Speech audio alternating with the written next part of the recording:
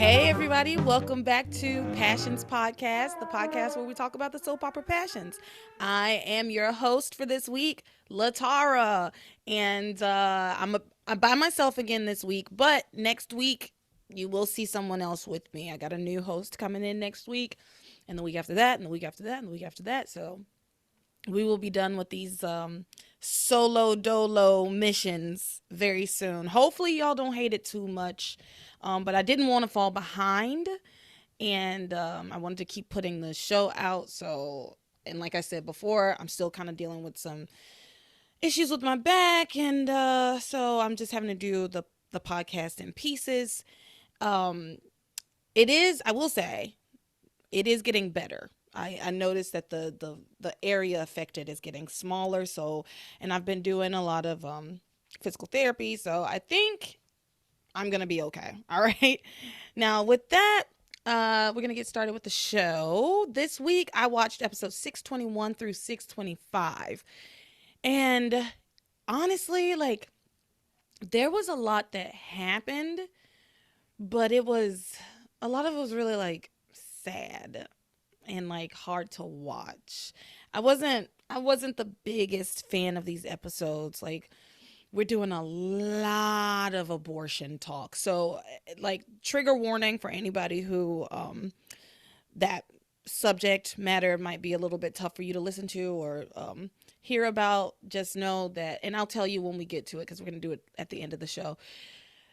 There's a lot of talk around abortion, so just be ready for that. And I mean, anybody who's watched this show should have a decent understanding or decent handle on how I feel about the subject and how I'm going to approach the subject. But, and I don't agree, of course, I'm going to go ahead and say I don't agree with the way that Passions did it at all. But with that said, we're going to start with some fun stuff. But before we do that, let me say a shout out to all my patrons over on Patreon. Thank you to Muna Shea, Marcus, Brelyn, Lisa, Sid, Sarana, Randall, Hannah, Camelia, Samantha, Jeanette, Eric, Fantasia, Sean S., Larissa, Maria, George Lopez Fitzgerald, Lisa, Jessica Jean, Laura, Karen, Uche, Justin, Paige, and Casey. Thank you all so much for being patrons.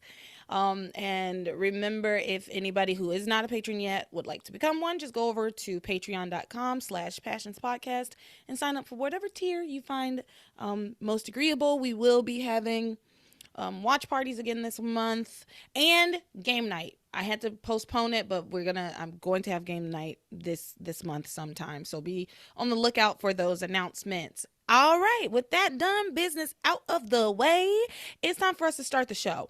We're going to start with magic this week, and magic kind of envelops the troubled marriages, because all it is all of troubled marriages this week is Grace and Sam and David stuff, and it's very little. It's not very much.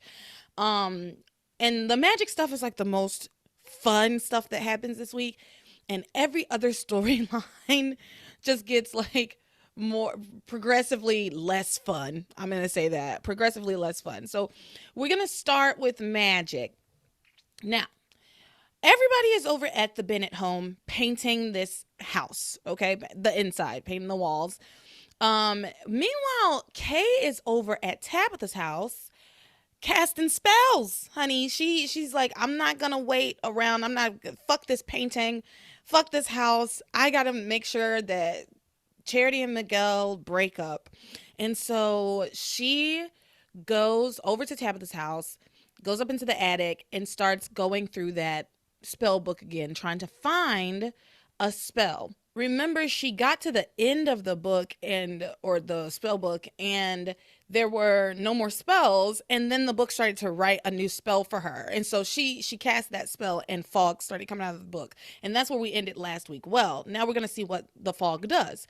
So the fog comes out of the book, it goes out into the yard, and it creates like fog all around the house. And so she's like, all right, let me go see if my plan worked. Let me see if the spell worked. So she heads back over to the Bennett home to check on if Charity and Miguel are broken up yet.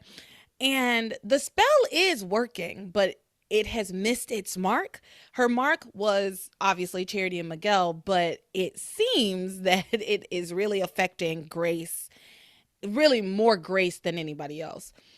So she comes out and she sees her mom kissing David Hastings because if you remember last week, Grace had gotten the feeling to like go and find Sam and give him a big kiss. And when she went outside, it was like foggy. She saw David but thought he was Sam, and so she kissed him. And so Kay realizes, oh my God, I think that the spell that I cast actually is going to break up my parents, not Charity and Miguel. But she also doesn't seem like that upset about the fact that, I mean, she's like, oh my God, my mom's kissing David again. Hopefully my dad doesn't see this. So maybe at this point she didn't realize that her spell had missed its mark. Yeah, I think that's what it is. She hadn't realized that her spell had missed its mark. So she sees David and her mom kissing. She hopes that her dad doesn't see it. At that point, Sam comes out of the house looking for Grace because TC or Hank or somebody told him that she had been looking for him to give him a big kiss. So he was like going to get his kiss, right? Going to get him some sugar. And so as he comes out, he calls for Grace, and when Grace hears Sam's voice, she snaps out of it, realizes, "Oh my God, I was kissing David." And then she gets away. She leaves before Sam can see her with David.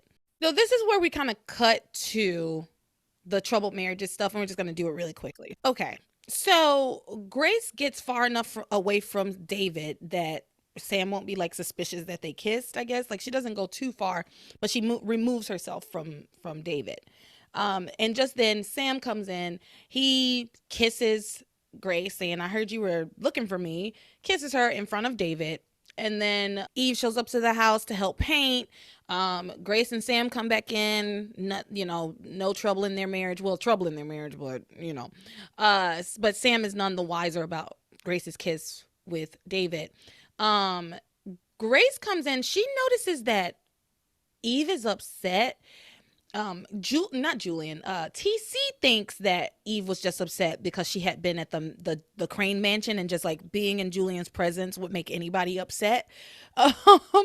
But Grace thinks that there's something more to it. So Grace asks Eve, like, is something bothering you? And this is after TC and Sam leave, to like go paint another room, I guess.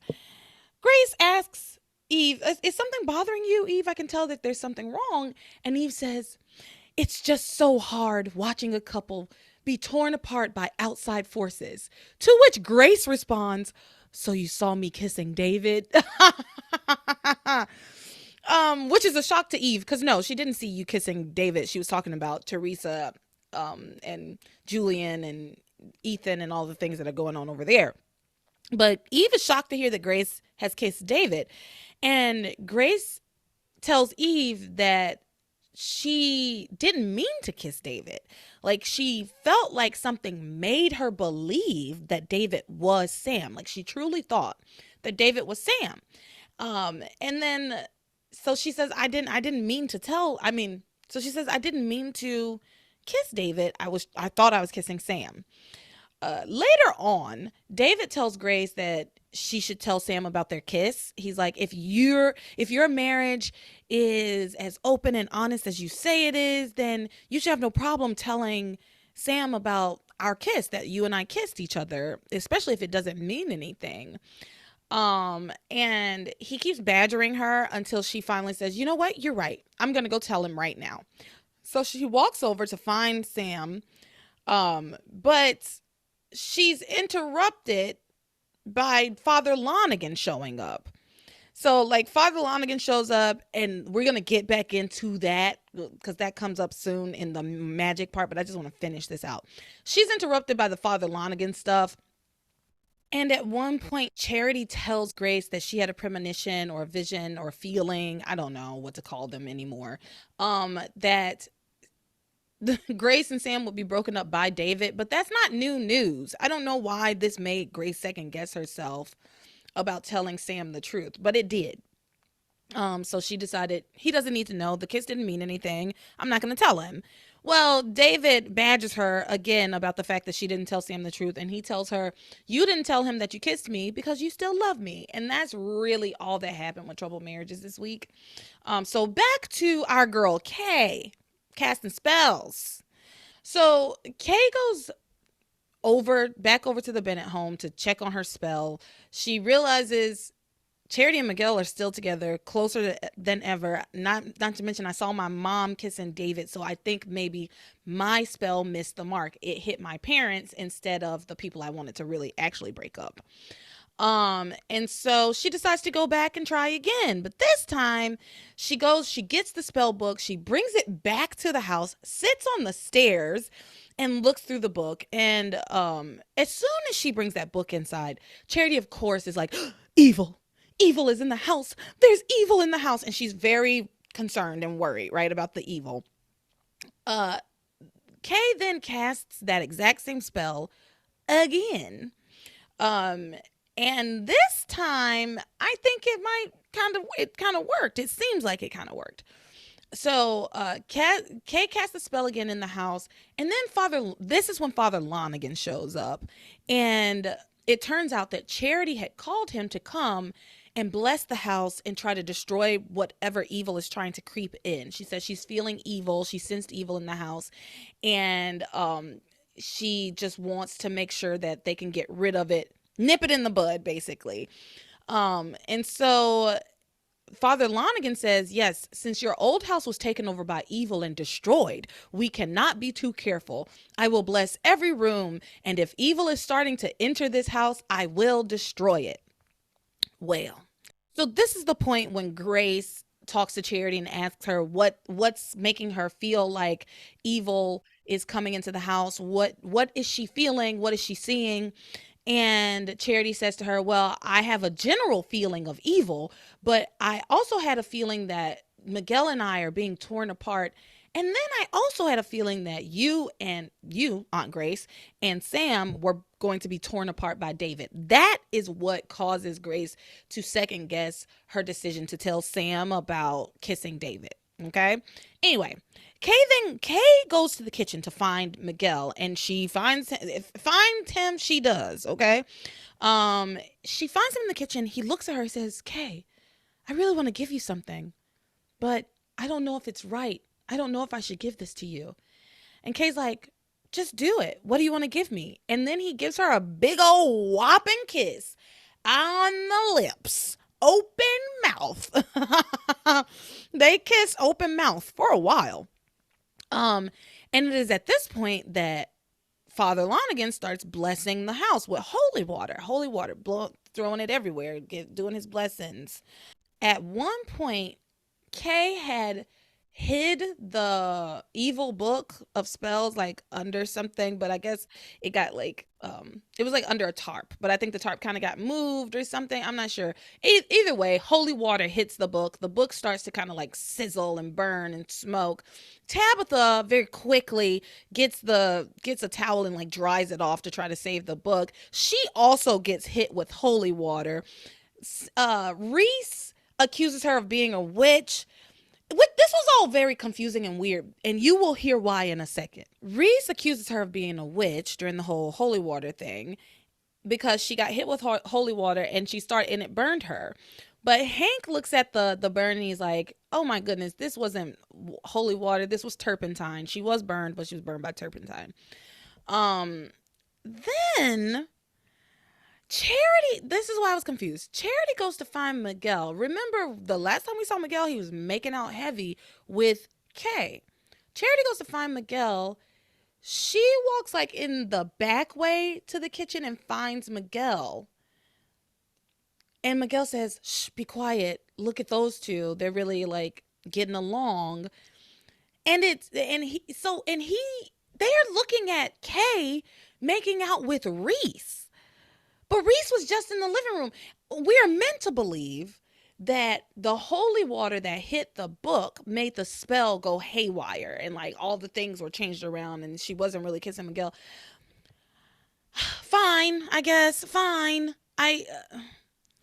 it was very sloppy. It was very sloppy, which I've come to expect from Passions, but even for Passions, the timing was really weird. But whatever, that's what happens. We are meant to believe that I don't know. I don't know if Kay was ever kissing Miguel, right? Like that's what I'm concerned about, or like not concerned, but that's what I'm confused about. Was she ever kissing Miguel? Was it always like an illusion, or when the holy water hit the spell book, did Miguel turn into Reese, and they like body swapped, and then they don't remember the things that actually happened? I don't know. I really don't know. And I'm not gonna dwell on it for any longer, actually.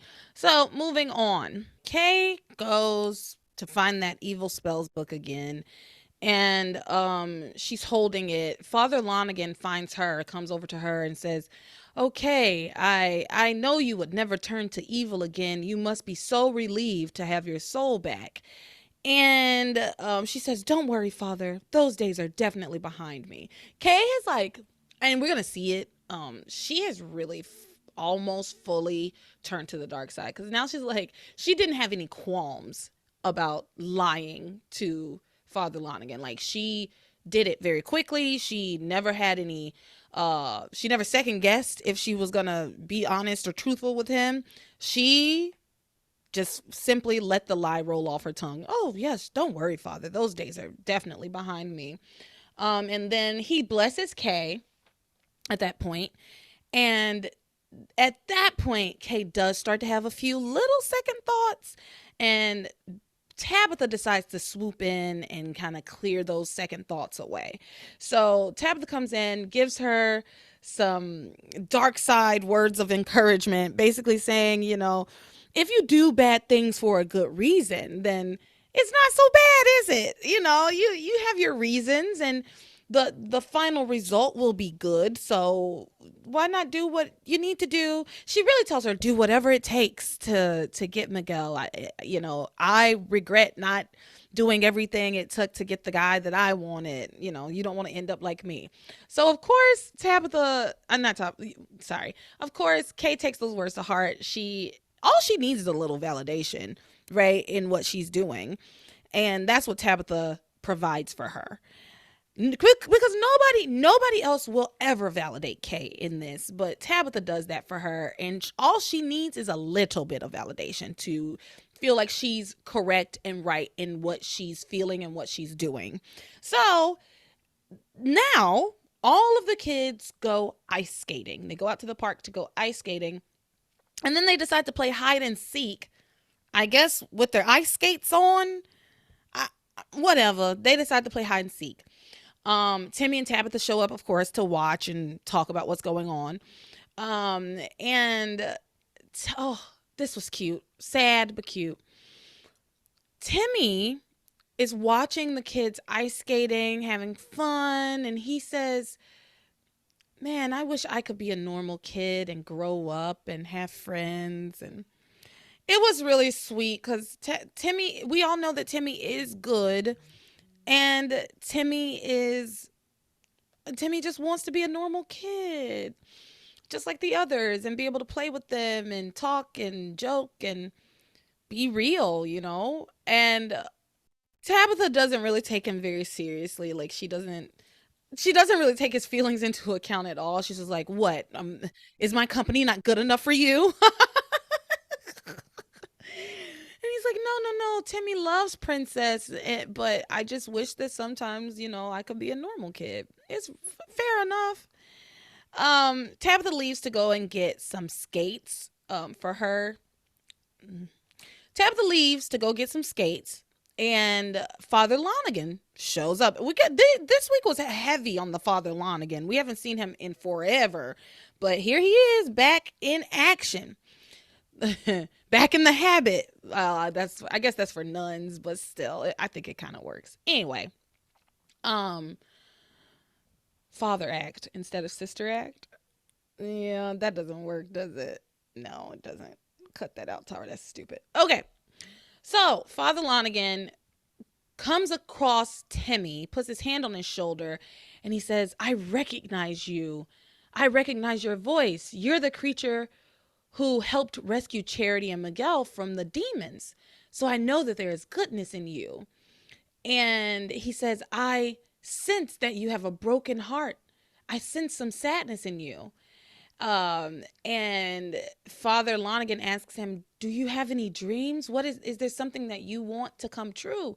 Timmy says he wants to grow up and have a normal life and be a normal kid, but that's impossible.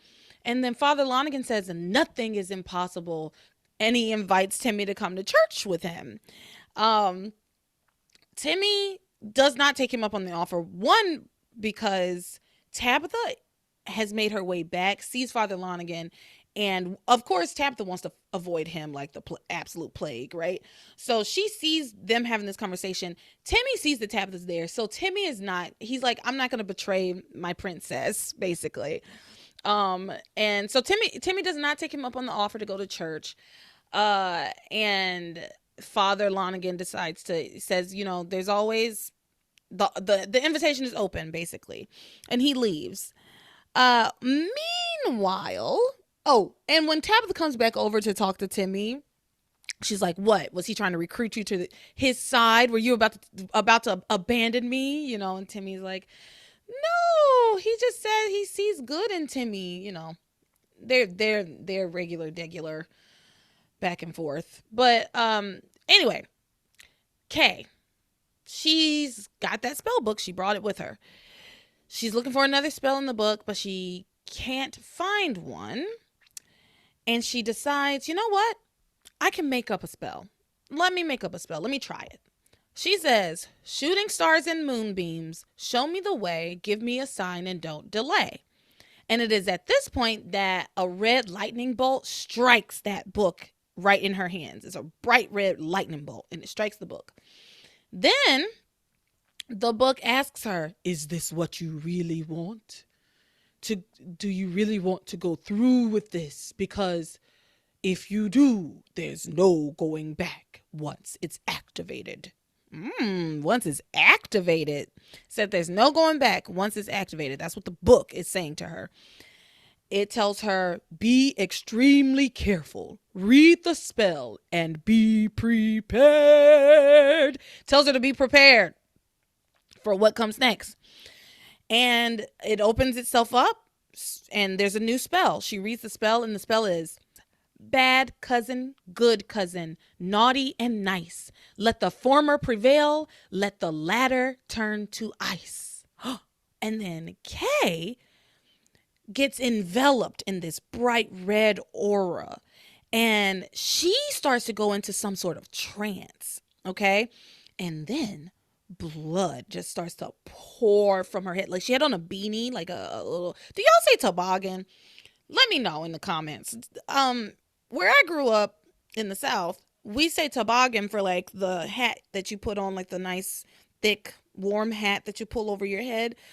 Some people say beanie, but when I moved to Ohio, they were like, I was saying toboggan, and they were like, toboggan, you wear a toboggan? I was like, yeah, you put on a toboggan on your head. And they were like, a toboggan is a sled. What? I didn't know that. I thought, so I don't know. That's just something I was thinking. She had on a toboggan or a beanie, depending on where you live. And there was blood pouring from the top of her head, down her face, down off her hands. It was gruesome, but in a very fun way, okay? So she's in a trance. She's glowing red. There's blood pouring from her head. And she just keeps repeating the spell. Bad cousin, good cousin, naughty and nice. Let the former prevail. Let the latter turn to ice. Just keeps repeating the spell in her trance, okay? One thing I forgot to say, is that the kids are playing hide and seek, right? So, and Charity is it. Charity's supposed to be counting. So everybody's hiding in their hiding places. Charity is counting, and she has her eyes closed. And as she's counting, while Kay does this spell, right, ice starts to creep up from her feet, up around her legs, going up and up and up. She thinks that she's just cold. She's like, oh, it's just so cold. It's so cold. She doesn't realize that ice is like about to encase her. She's about to be enclosed in ice. So she's being turned into a charity sickle. That's what I called her in my notes. She's instead of an icicle, she's a charity sickle. She's been turned into like, a popsicle, and she doesn't even realize it. So Charity's been gone for a long time. Apparently the kids were already getting frustrated because they were like, where the fuck is Charity? Why isn't she looking for us? But Charity also was like counting so slow. So like, whatever. Charity's counting really slowly. The kids come out from their hiding spaces. I'm talking Reese, Miguel, Jessica, and Simone, which we also get a moment with Jessica and Simone where we get an inkling that Jessica has a crush on Reese and is interested in Reese. And that was just a little tidbit that they threw in this week, that I liked, that I found interesting, because I think Jessica and Reese make a good couple. So I'm looking forward to when they finally get together. So anyway, the spell is happening, and finally, Kay is saying the spell over and over again, right? Timmy asks Tabitha, like, what the hell's going on? And Tabitha explains that Kay has given herself over entirely to the dark side. And she also explains that the blood covering her is not her own blood, but it's demon blood. It's demon blood, and that demon blood is strengthening her resolve, basically, and strengthening her power in casting the spell. So she says Charity is likely close to death by now, and then Charity becomes completely enveloped in the ice. She becomes a full-blown Charity sickle. And it is at that point that Kay snaps out of her trance, and she realizes she's covered in blood. She's like, oh my God, if anybody sees this, they're going to be so suspicious. Like, I have to clean this up. She manages to like clean the blood off. Like, she looks perfectly clean. There's no blood stains anywhere. I think she had a scarf that she wiped her face with, but there's a puddle of blood now, like where she was standing in the snow. So she throws away like what she had that was still bloody. She threw it away. She goes and tries to find the rest of the kids. She hides the book also. She hides the book away somewhere in the like trees, and she runs away. And she wants to go see if her spell worked. She does find Charity trapped in ice. She's looking at Charity in the ice. She's like, I guess the spell worked. And then she hears Miguel calling for Charity. So she goes to kind of cut Miguel off so that he doesn't find our Charity sickle. And so she starts to lead Miguel away from the Charity sickle, saying, yeah, I was just hiding, wondering where Charity was myself. And Miguel then starts talking about, man, it was so hard being separated from Charity right now, and we're just playing a silly little game. I don't know what I would do if anything ever happened to her. If we were ever separated for real, I would spend the rest of my life looking for her. Oh. Okay. Kay, this kind of deflates Kay a little bit. She starts to have second thoughts about this plan, right? She's like, what am I doing? I'm just going to make Miguel like be more. What am I doing? I'm just going to make Miguel like be more obsessed with Charity. This is actually going to pull him away from me probably. I should let him know and that Charity's in ice, and we should figure out what we can do to save her, basically. But because also Miguel like walks away from Kay. Kay's like, I still want to hide, and I want to hide alone. Like, I don't want to get caught by Charity, basically. And then she, like I said, she considers telling Miguel about Charity, but then Tabitha catches up with her. Because again, Tabitha is watching everything this entire time. So she manages to dissuade Kay from telling Miguel by saying, these boys, Charity is his first love, and men never seem to get over their initial crush, their first crush. Kay thinks about those words. She says, come to think of it, I was Miguel's first crush, not Charity. I was here first. So that's all it takes for her to change her mind. That's all it took. This girl is so wishy-washy. That's all it took for her to change her mind. Again, it's like that confirmation bias. Like she just needed someone. She just needs one person to validate her and one person to validate her feelings. And Tabitha is more than happy to oblige, right? And so she changed her mind again very quickly. You know what? Charity be damned. I'm gonna get Miguel, whatever the cost. And so she walks back over to the charity sickle, and then it starts to glow red, and then it starts to levitate and float away. So she follows it, and it finds its way into like a cave, and it stops in the cave, lands, and then it starts to like spin around really fast, and Charity appears outside of the icicle. And you think, oh my goodness, I guess Charity's out. What's going on? Well, this Charity had like a devilish smile. Like it comes out and it's like, like it had this very devilish, what's the best way to, well, devilish, mischievous smile on its face or her face. And so now we have a Charity outside of the ice and we have a Charity inside the ice. And Kay asks this Charity, who are you? What am I supposed to do with you? And Charity gives her the book of spells. Like she doesn't speak. She just hands her the book of spells and opens it to a page. Kay looks at it and says, oh my God, this is perfect. And so Tabitha explains to Timmy that as they are watching all of this, right, from the shadows, that this is a new Charity that has been programmed to do Kay's bidding forever. And we are calling this new Charity Zombie Charity. So those of you who have been waiting for Zombie Charity, she has finally arrived, okay? And I am very excited about Zombie Charity. Very excited about what's going to happen with Zombie Charity. So, meanwhile, the kids find that puddle of blood that Kay left, the puddle of demon blood that Kay left in the snow. Miguel, of course, is like, Charity, something's wrong with Charity. We have to find her. And so they search for Charity and Kay because they also don't know where Kay is at this point.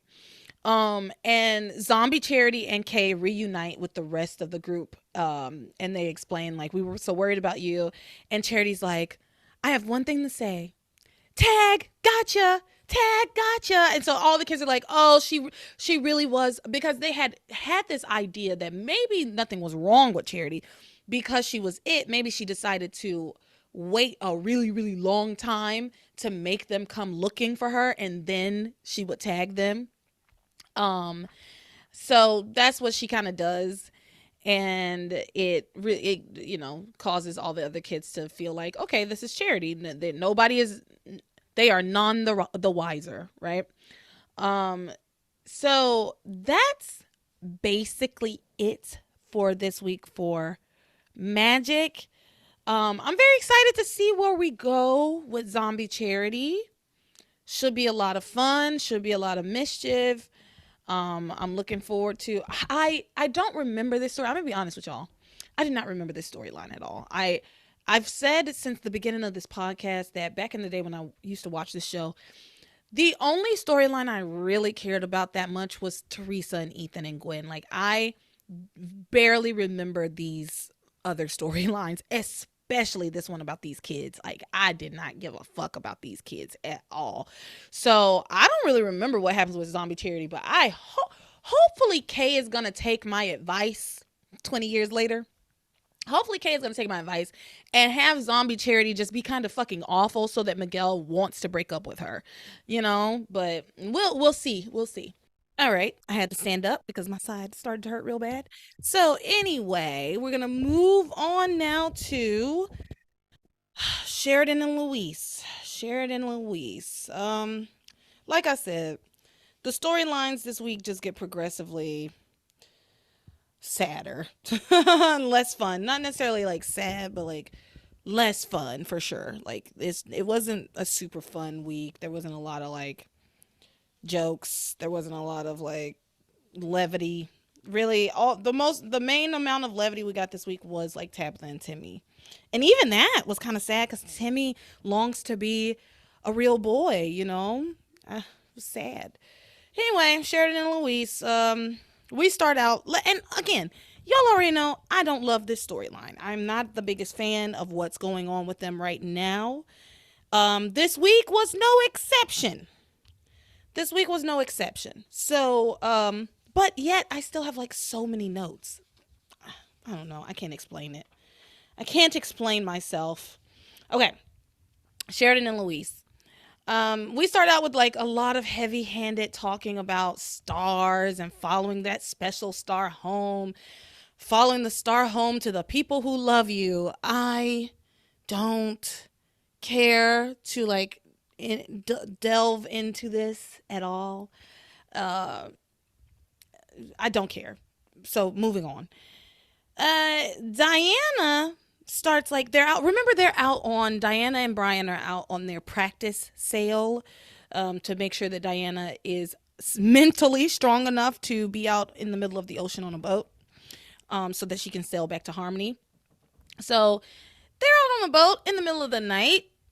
Diana's just simply trying to make conversation with Brian, and so she asks him questions about his family, as one does. She asked him, so do you have any family? Is your family back in the States? He will not answer her. He gives her like one word answer. Yeah. No. Yeah. And he just gets really, really defensive. Is super standoffish about the whole thing. He's extremely rude to her. He does not like her. He hates every time she opens her mouth. He cannot stand it. Like, he just wants her to look pretty, agree with what he says, stay on the island with him. He doesn't love her. He says it all the time. I love you, Diana. I love you. No, you don't. You don't even want her to speak. You don't even want her to talk. And you won't answer basic questions about your family. Like, if you think you're going to be in a relationship with somebody and they're not going to ask you about your fucking mom, think twice, dummy. Think again, idiot. So yeah, he just really likes the idea of Diana, right? He likes that she's pretty, but he does not like to talk to her at all. Like, well, he likes to talk at her, but he doesn't want to hear her speak at all. Because anytime she asks him any questions, he gets so annoyed. This isn't the first time he's done this. Anytime she asks him any questions, he gets so annoyed.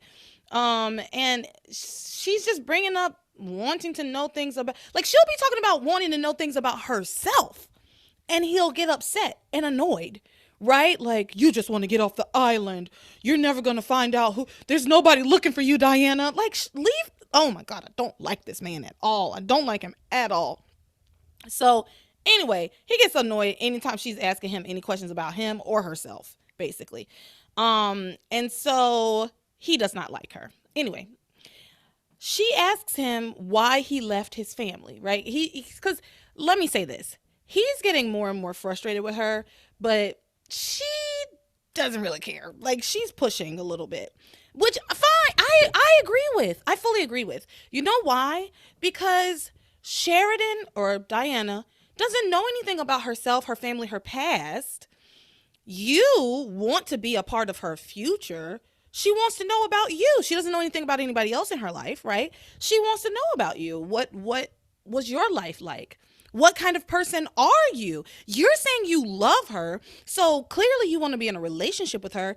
I think she's well within her rights to try to figure out what kind of person are you based on asking you about, like, your family, your past. How can you be with somebody and you can't share with them things about your life and your family? No. I mean, there are very, very, very tiny exceptions to this, in my opinion. And those exceptions are like, I want no contact from my abusive family. Okay, say that, right? And if you tell me that, I'm not going to say anything else about it. I'm not going to ask anything else about it. When you're ready to talk about it, please talk about it. I'm here for you. But I wouldn't push anymore. If somebody was like, yeah, I don't talk to my family because they were very, very abusive, and I'm like on the run from them. Okay, you got me. I'll be quiet. I'll stop asking. But other than that, really, and y'all can probably come up with some other examples, but that's the main one that I can come up with off the top of my head. There's no reason for him to be acting like this. So anyway, she asked him why he left his family and why he doesn't try and contact them. And he says, it's just better if I don't try to contact them. They're better off without me. They've probably forgotten all about me. What? They've probably forgotten all about me. Why would you think that? Especially your mother. Like your little siblings, maybe. Especially like Miguel, who when you left, he was really, really little. Sure. Not a big deal to him necessarily. But your mother, your younger brother who you shared a room with, who's just a couple of years younger than you, I think they would know. I think they would carry that in their hearts and carry that with them always. So he says they probably have forgotten all about him. Diana tells him, I'm sure they miss you. I'm sure that if you called them, they would understand. Like, you just have to explain things to them. He says to her, it's complicated and they're better off without me. She says, I'm sure your mother's heart is breaking over the loss of her son. Diana's starting to get frustrated with him and upset because from her perspective, which is the correct perspective to me, from her perspective, she doesn't have a family. She doesn't know anything about herself. She wants desperately to know about her past, to have a family. He has a family that he's just refusing to call, right? And she doesn't get it. And I don't get it either, frankly. But he says it's all very complicated. My family probably doesn't even want to see me. Okay, then see that gives me more questions than answers, right? Why doesn't your family want to see you? What did you do? And I do want to, y'all, I don't remember. What did he do? Why did he disappear? I thought it had something to do with Martin, but then in the flashbacks, we see Martin disappeared, and then Antonio was still around, and then he disappeared too. But I think I think Antonio's disappearance definitely has something to do with the Cranes. At least I thought it did. But I could be wrong. I don't know. I simply do not know. I don't remember this at all.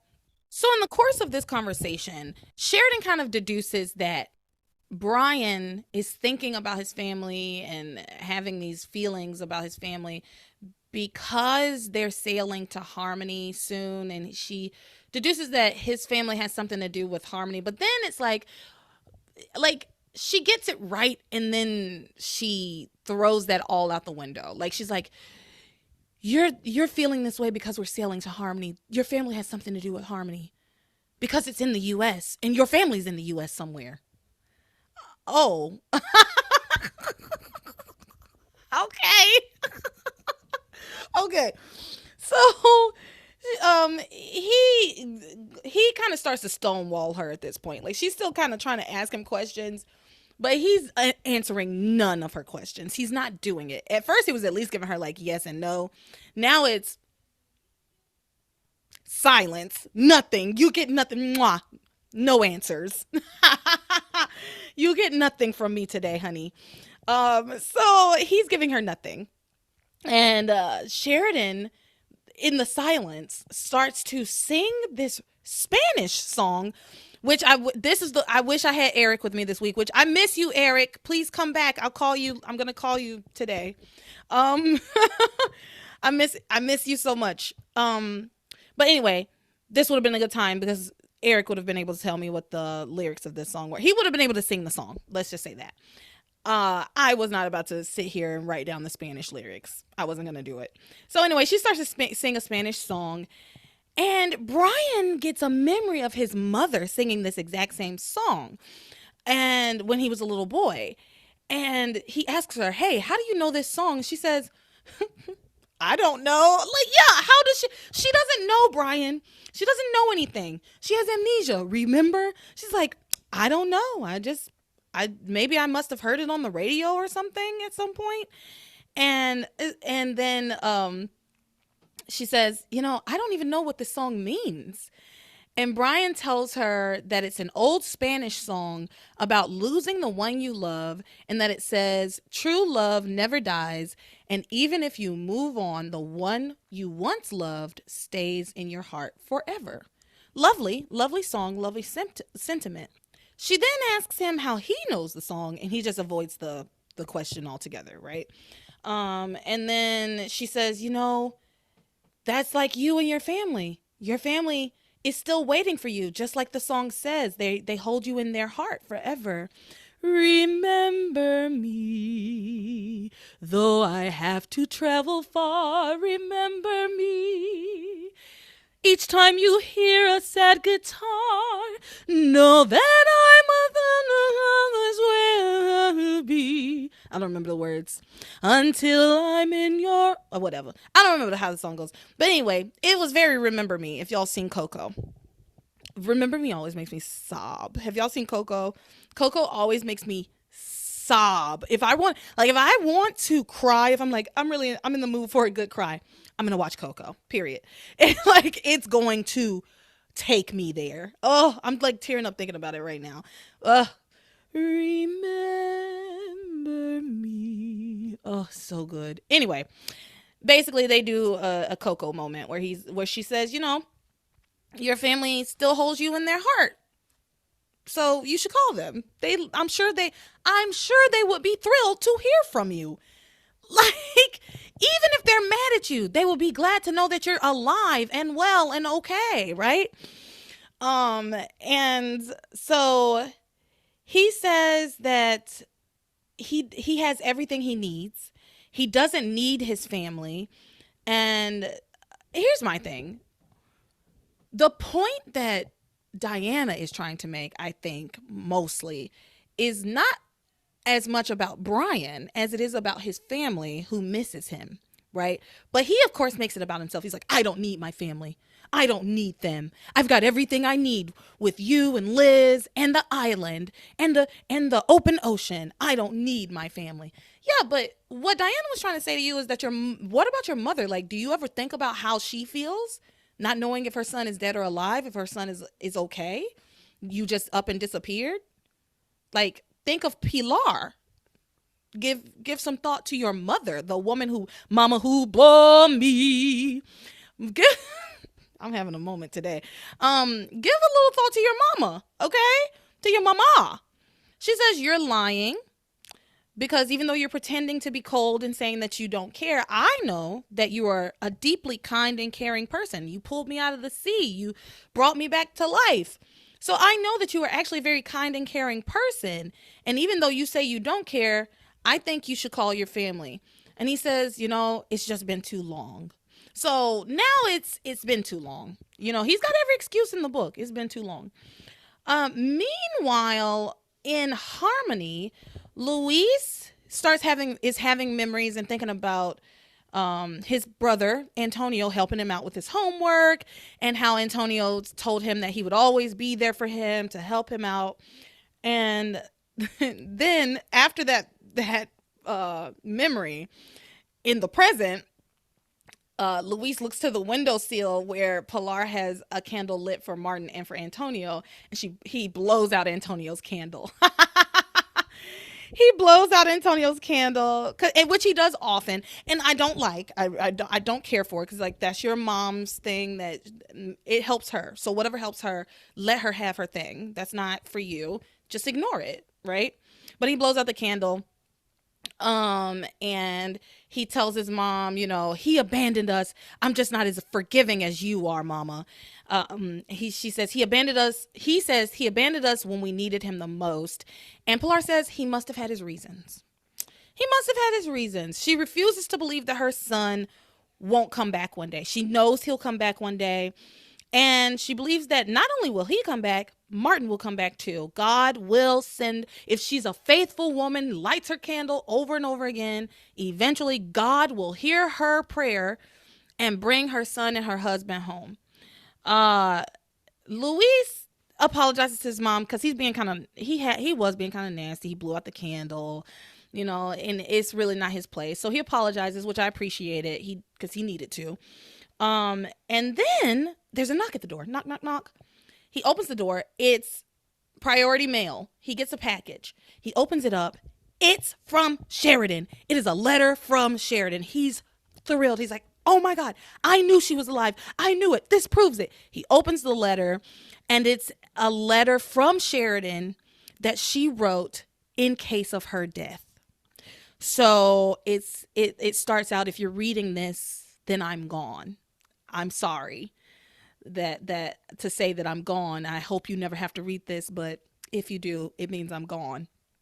So, of course, that deflates him entirely. He realizes this is a letter that she wrote before her death that she gave to her lawyer to give to him in the case of her death, right? So this letter is a love letter to Luis. She tells him that she truly believes that he's her soulmate. And she wrote this letter. She writes in the letter that she's like, I'm writing this while you are asleep in the bed. I'm the happiest I've ever been. I don't know if I'll ever be happier than this, but I hope I will continue to be happier with you every day. She says, I truly believe that you are my soulmate, but I'm gone now. And once I'm gone, I hope that you won't grieve for too long. Please move on with your life. Find someone else to love. And then she talks about that song that she was singing on the boat, the Spanish song that Pilar sang to her kids. And you know, you'll always be in my heart. I'll always be in your heart, but please, you know, move on with your life, basically. Then Luis and Pilar have a conversation where he says he doesn't think that he could ever move on from Sheridan. And he says, you know, I don't think I can ever move on. Look at you. You never moved on from Martin. Because Pilar says to him, you know, you have to respect Sheridan's wishes. You know, yes, you grieve for her, but you have to move on with your life. Louis says, you didn't. I learned from you, lady. You didn't move on. And she says, well, that's different. Martin and I had a family. We already had kids. We had a life together. You still have time to like make a life with somebody else, have kids with somebody else, which is is a fair point. Honestly, I don't fully agree, but it's a fair point. I do wish Pilar had maybe moved on with her life. It's been a long time since Martin disappeared, a very long time. And again, he disappeared. Like, it's not like he was murdered and you have the body, like, you know, he's dead and gone. He just disappeared. No notice, no nothing to you. And again, I've said this before, and I don't know if this is ever going to come up again, but part of me in the earlier episodes, it seemed like maybe Pilar knew something, like that she knew what happened to Martin. Maybe not in totality, but she had pieces of the information. So I do wonder too if that has something to do with Pilar's resistance to move on with her life and find somebody else to be with. So anyway, Louise says, yeah, I don't have to move on from Sheridan. You never moved on from Papa. So, you know, like mother, like son, basically. So she says she still holds out hope that both her son and her husband will come home one day. And Louise says, Mama, it's not going to happen. That's never going to happen. And then the phone rings. Who's on the phone? Who could it be now? Who could it be now? It's Brian. Brian has decided to call his family at the behest of Sheridan or Diana. Okay, so Sheridan or Diana has convinced Brian to call home. E.T. call home. She's convinced him to call home.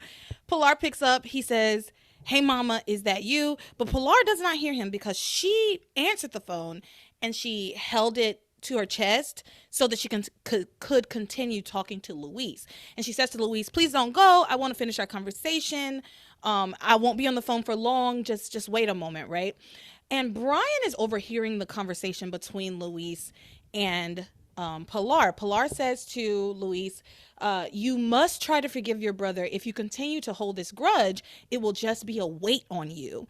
And then Louise says, you know how I feel. He walked out on all of us, and I'll be damned if I let him get away with that. So Brian is hearing all of this. He don't like what he's he doesn't exactly like what he's hearing, and he starts having second thoughts about having called. Diana's like, don't hang up, don't hang up, you need to talk to them, what's going on? And he says, well, my mom is there with my brother, I don't think she heard anything I said.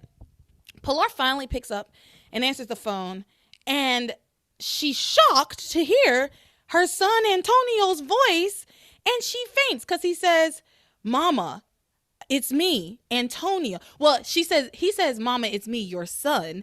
And she goes, Miguel? And he says, no, Antonio. And she faints. She falls to the floor. Luis at this point had like left, but he comes rushing right back in. I guess maybe he noticed that she had fallen or something. So he rushes right back in, and he pulls her up, and she's delirious because when she fell, she hit her head.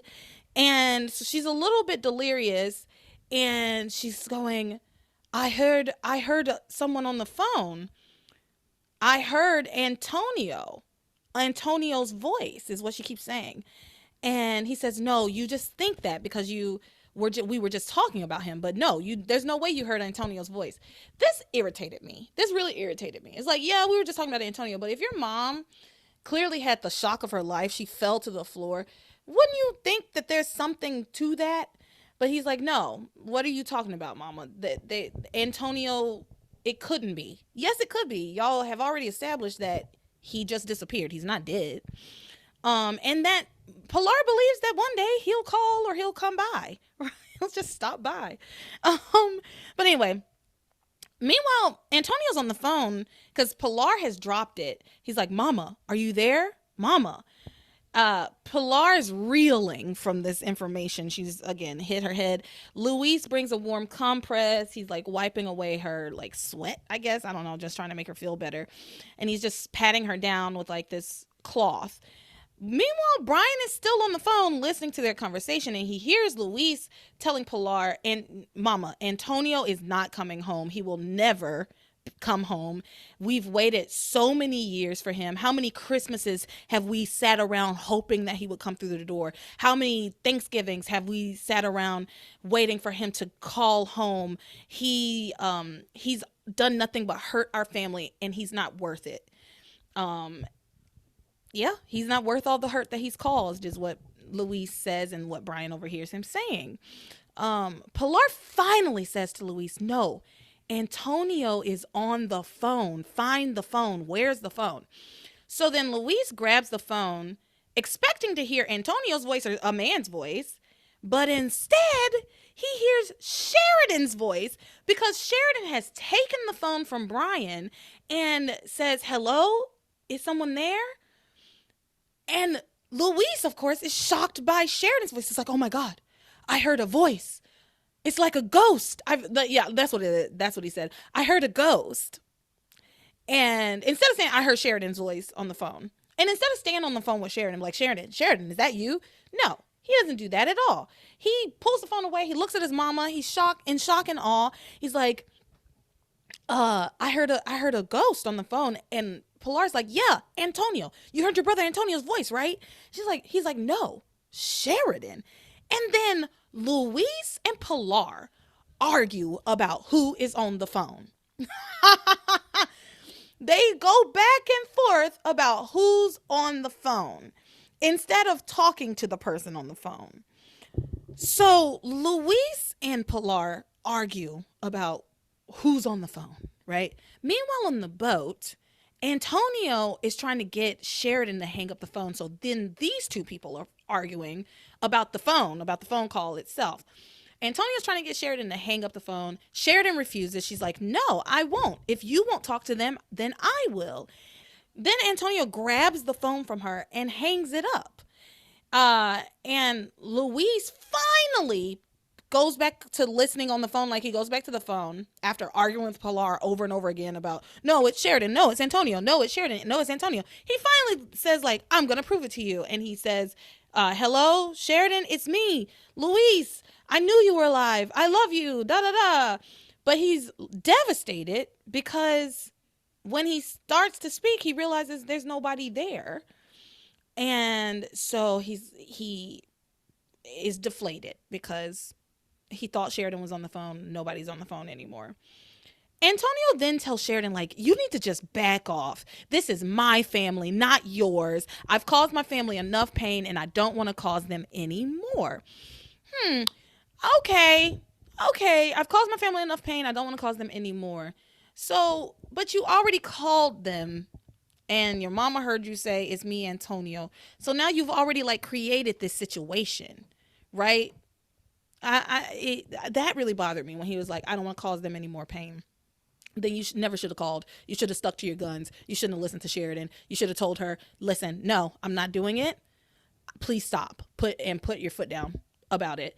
Because now all you have done is stirred up drama, stirred up those emotions, and left them hanging, literally. Not literally. And left them hanging, right? Like on the phone with nobody to talk to at this point, right? And confused. Left them confused. So, Pilar and like now Pilar is even further away from giving up on her son. Like if that was what you wanted to happen, for her to just forget all about you, is so far removed from that now.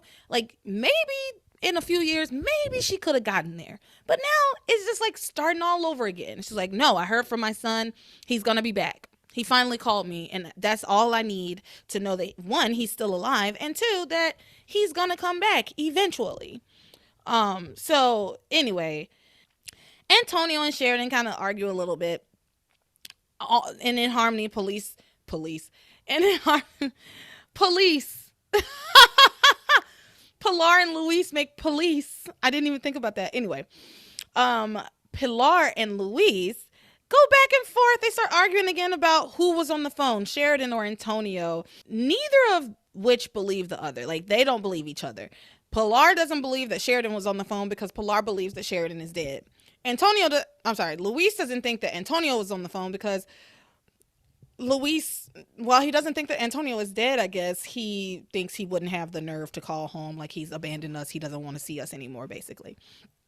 So Pilar then tells Luis that the fact, she's like, you can't have heard Sheridan. The fact is Sheridan is dead. Girl, you were the one that told him to pray for a miracle. You were the one that said that. Maybe Sheridan's not dead. Maybe you need to just pray for a miracle. But now it's like you're a police officer and you deal in facts, and the fact is that Sheridan is dead. And Luis said something that I loved. He said, a few months ago, I would have believed that. But a few months ago, I hadn't looked into the eyes of a real life demon, and I hadn't seen my brother trapped in the jaws of hell. So I'm not such a stickler for the facts anymore, because now I know real life can be far more unimaginable than anything the human mind can dream up. And I know that Sheridan is alive. I can feel it. Sheridan is alive. I can feel it. Luis then says, you know what? I can prove it. I'm going to call that number back. He calls the operator because he star 69s it, but it doesn't work. So he's like, I know what I can do. I'm a police officer. I can call the operator and have them trace the call. Calls the operator, has them trace where the last call came from. They give him the number. There's some conversation on the boat on the other side around Sheridan and Antonio talking about Luis. Again, he never says the names of his family members. He never says my brother Luis, my mama Pilar. But Brian says to Sheridan, my mama, she might be able to forgive me. She might be happy to see me, but my brother, no way. He hates me. He'll never forgive me. I hurt him too bad. He'll never be able to forgive me. Sheridan talks about, well, if he's so stubborn and pig-headed, then I don't think I have any interest in ever getting to know him. He sounds horrible, because what kind of person would turn their back on family? And Brian was like, my brother has every reason to hate me. And he said, he makes mention of there's something that he does that even he doesn't know about. So my brother has every reason to hate me, and there's something that he doesn't know about. So again, they're giving us these little clues as to what Antonio did. And I'm sure many of you listeners out there in listener land know exactly what Antonio did. I do not. So I'm trying to figure it out, but I can't. I'm coming up with nothing. Anyway, so he says, Brian says, my brother will never accept me.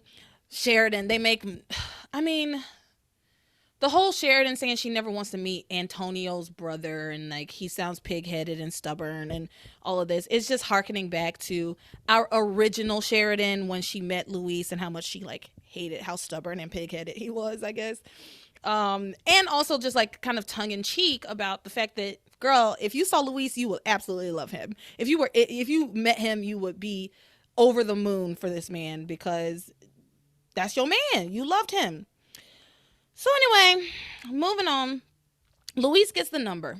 We're back in harmony. I know, I'm sorry, I'm having to go back and forth because all of these things happened like this. And I think it's important to remember like the order of things, I guess. I don't know. Maybe I'm just getting too bogged down with the details. But anyway, Luis gets the number from the operator. He calls the phone and Antonio refuses to answer. He will not answer the phone, and he won't let Sheridan answer the phone either because she was like, well, if you won't answer it, I will. And he refuses to answer the phone. Diana begs him to answer the phone. And she finally snatches the phone from Brian. But Brian takes the phone from her and throws it into the ocean. I hate this man. I despise him. First of all, Antonio, you don't have the money for another cell phone. As a matter of fact, where'd you get that cell phone from? I bet Liz bought it. I bet Liz gave him that. You don't have the money for another cell phone. Y'all also are about to go on like a trip across the ocean. Don't you think you might need a phone at some point? I don't know. When you're out in the ocean, though, phones don't work, do they? Unless you have like a satellite phone. Which, I mean, it was one of those like old, maybe. Then again, they were out in the ocean. They were out on the ocean at this point, and the phone was working just fine. So, you know what? I'm going to go ahead and say it was like a satellite phone. Even worse. He threw it in the ocean. And it sinks to the bottom, and it's still ringing. Because, honey, if y'all remember, those old Nokias and shit were indestructible. So it sinks to the bottom of the ocean, and it's still ringing.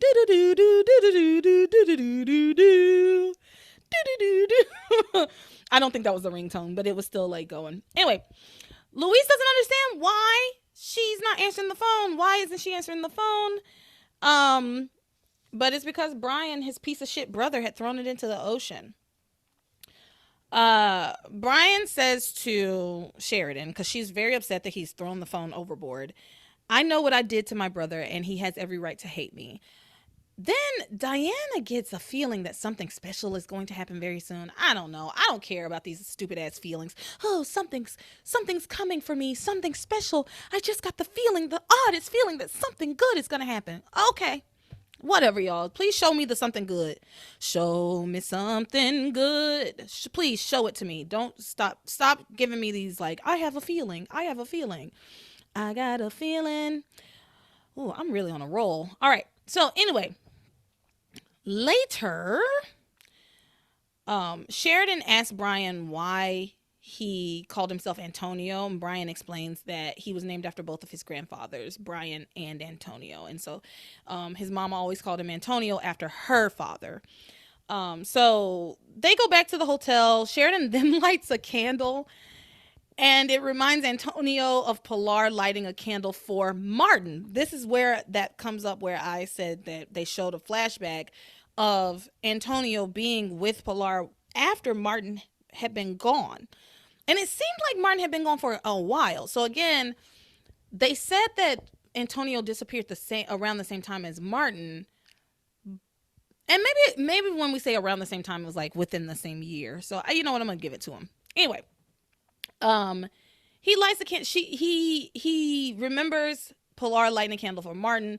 And at the same time, Pilar is in her kitchen right now, lighting candles for Antonio and for Martin. And then she tells Luis, you used to have the strongest faith of all of us. I don't know what happened to you, but you should pray more. And Luis says, might I remind you, I prayed to God for a miracle for Sheridan. And she says, well, maybe you didn't pray hard enough.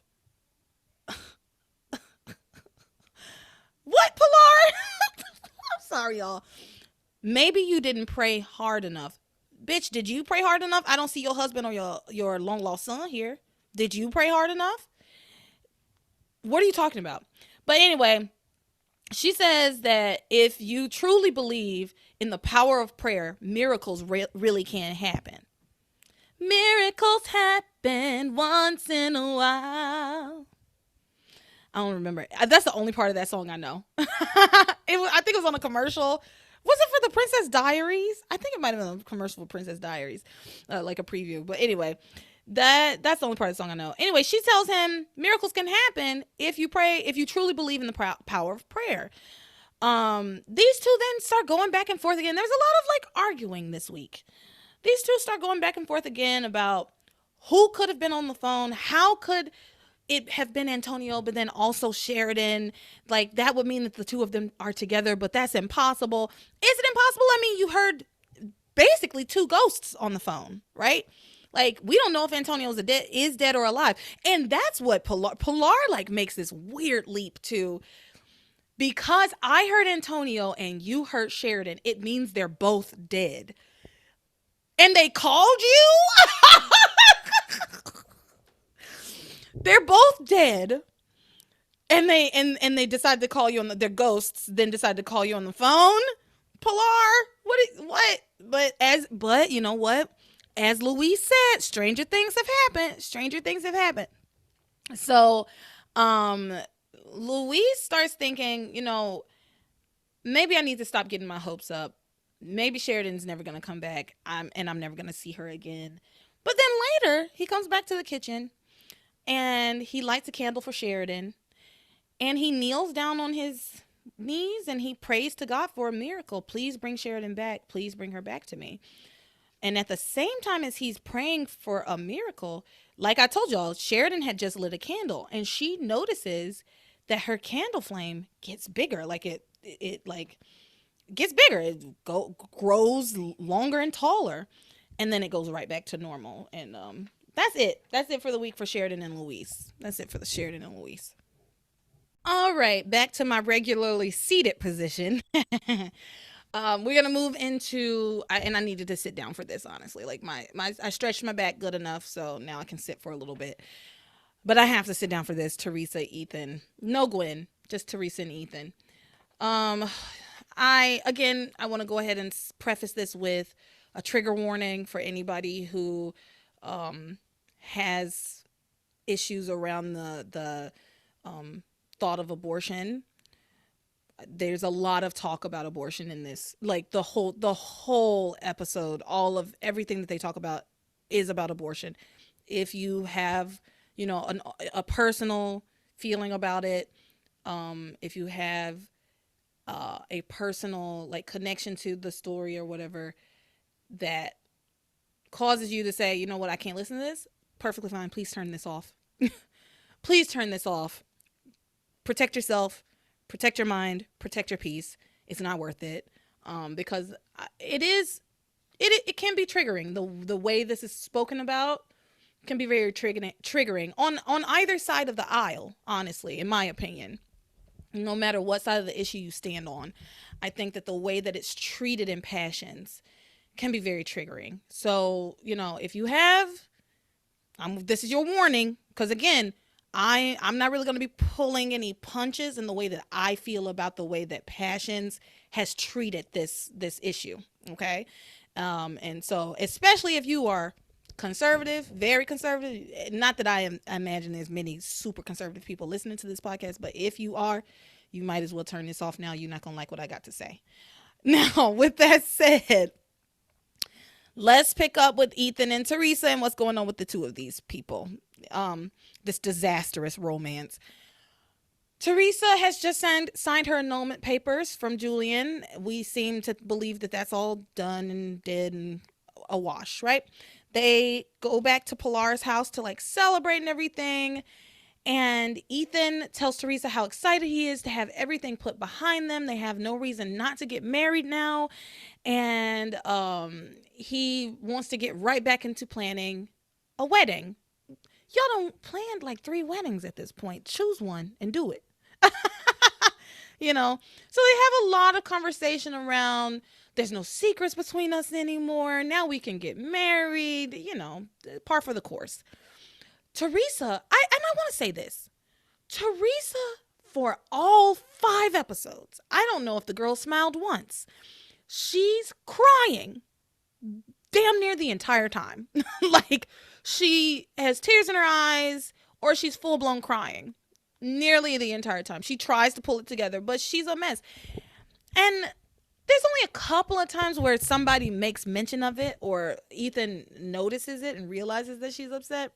So I didn't love that because we really are ignoring a big elephant in the room. Teresa's not happy.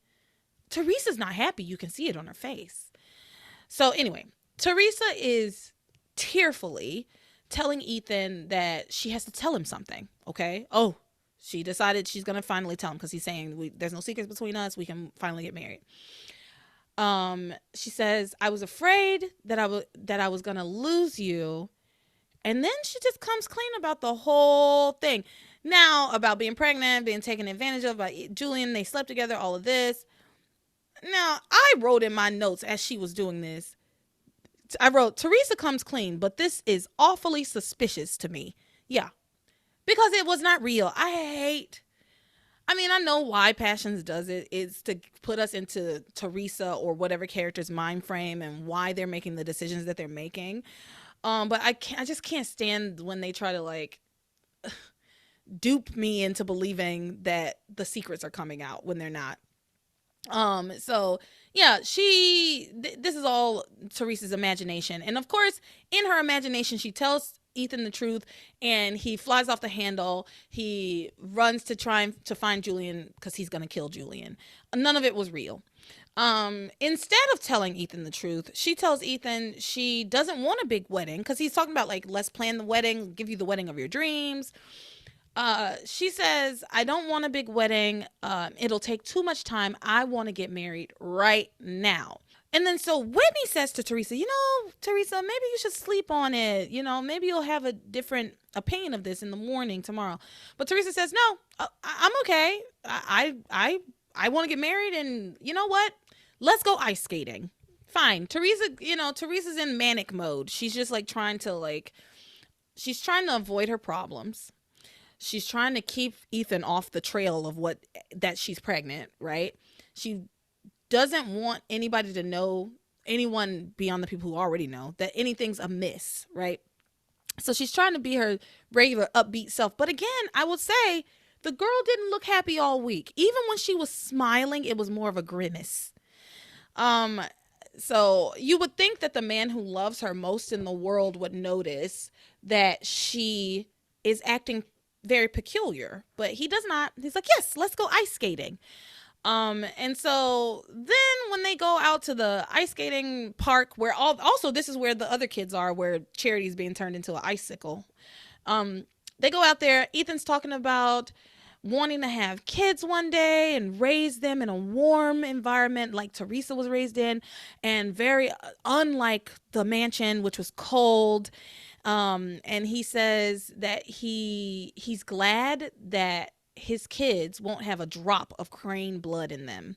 He's like, I was really upset when I found out I wasn't a Crane, but now I'm actually grateful that my children will not even have a drop of Crane blood in them.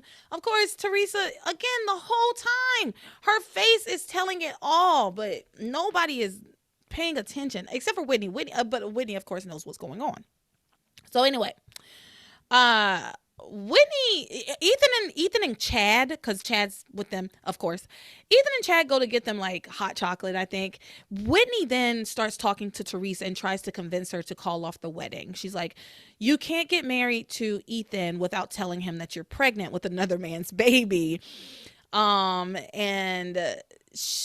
She says that she renews her mother's like poor medical advice, her mother's poor medical judgment, and talks about how Teresa couldn't be pregnant with Ethan's baby because she was on the pill, which I will say again, reiterate, I will say this till the end of this damn podcast. Teresa had taken exactly one birth control pill. It absolutely could be Ethan's baby. Period. Point blank. But anyway, Whitney brings that all up. Teresa, you were on the pill. The baby couldn't be Ethan's. You can't pass this baby off as Ethan's when it's really Julian's. And Teresa says, yeah, Teresa says, yeah, here's the thing though. I know that, you know that, and your mother knows that. But as long as we all keep our mouths shut, no one has to know. I'm not saying this is right. I'm going to put that out there. I'm not saying this right. I'm not even saying this is something that I would do. I'm not even saying this is something that I agree with. But it has some logic. There's sound logic there. The only people who know at this point really are Pilar, Teresa, Whitney, and Eve.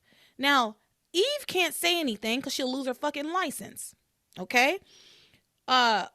Teresa obviously isn't going to say anything. She'll keep it to herself. She'll take that to her fucking grave. Whitney, if she want to stay friends with Teresa, she won't say anything. She'll keep it to herself. Pilar's really the only outlier, but she's been keeping it to herself. And she kept the exact same secret for Ivy. She kept the exact same secret for Ivy for years. And this way, the baby doesn't have to grow up with Julian Crane as a dad. And her daughter can be away from the Crane mansion, right? So I think for Pilar, there's some pros to this. There's some pros, there's some cons, right? But the main con is I don't want to be a liar. But you already are a liar. So what's one more lie? What's one more lie? Anyway, I am partially in agreement with Teresa about passing off the baby as Ethan's. Like partially, not fully. I of course know it's wrong. I don't think she should do that at all. Frankly, I believe she should get the abortion. That's where I'm at with it. She got raped. She should be able to abort her rapist baby. And that's where I'm at with that. And I just want to make sure y'all are all know that that's the page that I'm on, okay? Especially when we get to all the conversation around abortion. I do believe that in this situation, she's basically a child. She was taken advantage of by a man who she finds to be absolutely disgusting. If you take Ethan out of the equation entirely, of course she should get an abortion, right? I don't think she should be passing off this baby as Ethan's. I think she should exercise her right as a woman to choose. That's what I think. Okay, so, and like I said, I'm sorry, y'all, just bear with me or turn it off. I won't even know that you turned it off, right? I'm not going to be offended. Turn it off. If you can't deal with the conversation, please, I implore you, turn the shit off. Cause I do it all the time. If I'm listening to something, watching something, and they start getting into some stuff that I'm like, you know what? I'm not in the brain space to do this. I don't want to listen to this. Turn it off. Nothing wrong with that at all. Protect yourself. All right. Anyway, so Teresa wants to pass the baby off as Ethan's. Whitney tries to talk her out of it, but Teresa says, I have to do this. This will be better for the baby in the long run, right? Ethan will be a much better father than Julian ever could possibly be. And Whitney says, well, you're not thinking clearly about this. And Teresa says, I loved this. This was a great moment for the writers. This is something that I'm glad that the writers put in there. Because Whitney says to Teresa, you're not thinking clearly about this. And Teresa says, she snaps at her. She says, of course I'm not thinking clearly. I'm still trying to accept the fact that I'm pregnant with Julian Crane's baby. And I'm having a hard time dealing with it. Like, yeah, shut up, Whitney. Like, I'm sorry, but Whitney really rubbed me all the wrong ways this week. With her telling, well, you're not thinking clearly. Like, girl, tell me something that is new. Thank you, Captain Obvious. Of course I'm not thinking clearly. I love that Teresa was like, of course I'm not thinking clearly, girl. I'm pregnant. I'm grappling with it. Not only am I pregnant, I'm pregnant with Julian Crane's baby. And I'm supposed to be getting married to the man who he used to consider his son. So, yeah, no, I'm not thinking clearly. I'm fucked, actually. And I'm trying to figure out how I can get unfucked. And you are being extremely unhelpful. You are being extremely unhelpful and extremely unsupportive in that. Again, I'm not saying that Teresa should pass the baby off as Ethan's. I'm not saying that. I'm just saying, Whitney, if I was in Whitney's position, whatever choice Teresa made, I would go with. That's all I'm going to say about that. Because it's not my life. It's her life. It's not my life. It's her life. I'm not the one who's pregnant with my rapist baby. She is. So I can't stand in judgment of her. But Whitney can. So Teresa continues, I didn't want any of this to happen, but it did. And now I have to figure out what to do. And then Whitney brings up, well, look at what Ivy did and look at how much pain it caused when the secret came out. And secrets always come out, and you're trying to do the exact same thing and tell the exact same lie. And it's going to cause the same amount of pain. And she says, can you really do that to your own baby, Teresa? And Teresa says, actually, it's different. I don't know how different it is, but she said this is what she cites. She says it's different. Ivy didn't even love Julian, and she never intended to tell Julian the truth at all. But I plan to tell Ethan eventually.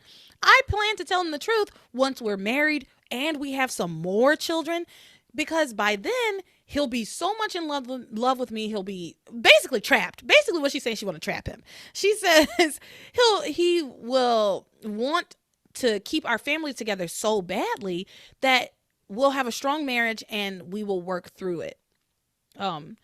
She says he will want to keep our marriage together and our family together so badly that he would have no choice but to work through it and stay with me.